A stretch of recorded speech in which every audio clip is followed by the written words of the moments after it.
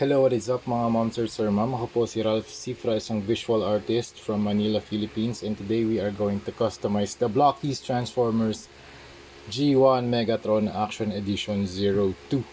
Okay, so yung first step na gagawin natin dito, mag-apply tayo ng primer. So ito yung gagamitin nating primer number 1-in-1 Flat Clear from Bosni. Okay, i-apply natin siya dito sa collectible para magkaroon siya ng adhesive surface so that our paints will adhere to the surface. Okay? Adhesive layer pala. So that it can adhere to the surface. So that the paints can adhere to the surface. Okay? So yun mga ma'am sir, ang technique na gagawin natin dito, dalawang coats of flat clear. Okay? Balikan ko kayo kapag tapos ko na siya sprayan. Okay, done na tayo mag-apply ng flat clear na primer. Now we are going to apply some black wash over the figure. Ito yung black acrylic paint na gagamitin natin, Hero Water-Based Acrylic Primer Matte Black. So for the wash, mag-apply tayo, mag-mix tayo ng siguro mga 80% water or 90% water and 10% pigment. So yun yung mixture natin para magkaroon ng shadows yung mga surface ng action figure. Yan, something like this. Mag-a-apply lang tayo ng wash over the surface.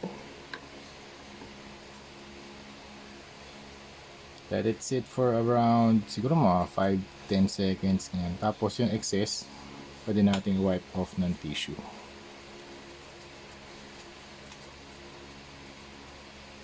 Okay.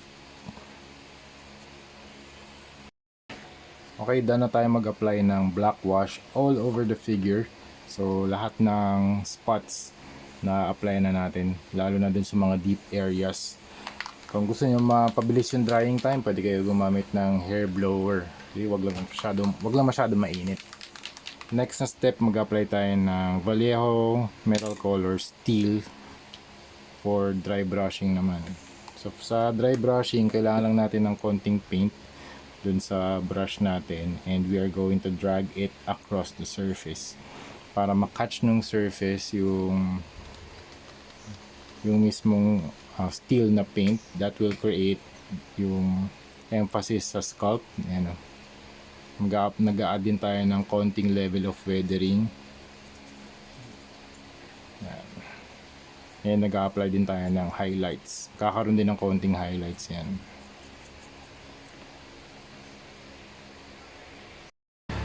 Okay, done na rin tayo mag-apply ng steel dry brushing technique dito sa ating action figure, or rather sa collectible.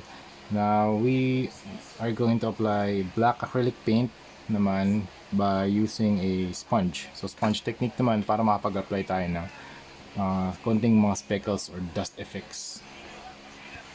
Pwede tayo mag-apply dito sa mga corners ng kanyang armor, lalo na dun sa mga areas na merong friction.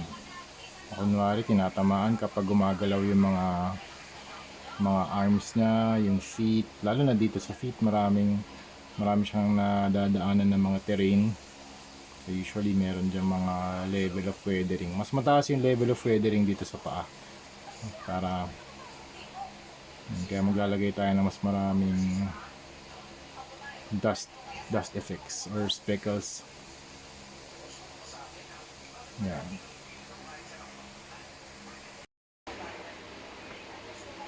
So yun mga moms or sir ma'am, we are done with our Megatron G1 project. It's the Blockies Action Edition number 2. Ito yung second na collectible nila dun sa toy line na yun. And yung first na ginawa nila si Optimus Prime, actually i-review din natin siya at saka i-customize din natin.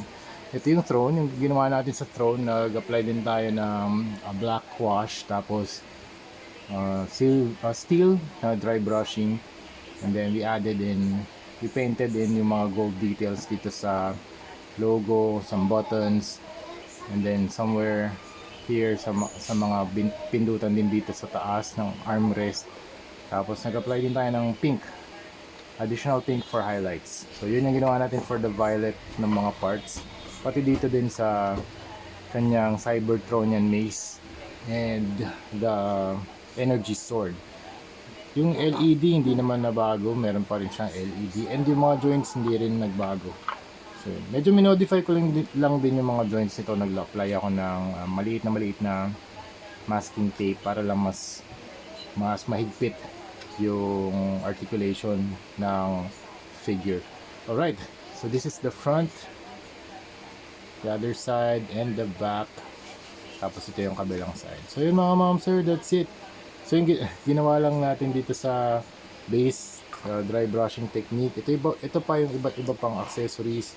You have the Energon na energy gun or energon gun, the reflector, yung swappable parts dun sa arms. The other hand, articulated siya. Tapos si Creme Zik ba?